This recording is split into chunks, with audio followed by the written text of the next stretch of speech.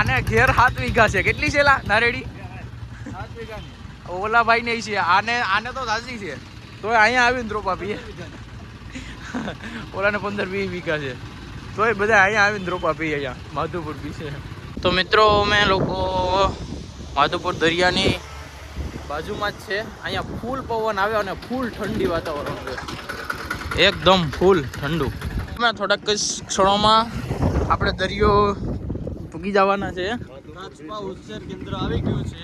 હા પછી અને પછી આપણે બીચ આવે. કૃષ્ણ ભગવાન અને રૂકમણીની મૂર્તિ પણ આવે છે. દરિયે પૂગી ગયા ફાઇનલી અમે.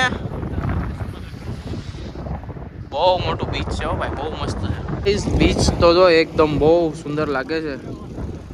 આ રાઈડ માટે ગાડી અને બોટ ને બધું ચાલે છે. વાવ ગાઈઝ, નજારો છે ને ભાઈ એક નંબર છે, કાંઈ ઘટે નહીં. અત્યારે માધુપુર બીચ પૂગી ગયા છે. માધુપુરની બીચની મજા લેવા માટે થોડી વાર આરામ કરીએ છીએ, 5-10 મિનિટ. જોઈ શકો છો કેવડું મોટું બીચ છે. તમે જોવો 3 કિલોમીટરથી 4 કિલોમીટરના અંતરમાં છે. આ બીચ ઉપર કેટલા જણા આવી ગયેલ છે કોમેન્ટમાં કહો કે અમે આવી ગયેલ છે. અને ભાઈ આ બીચ કેવું લાગે તમને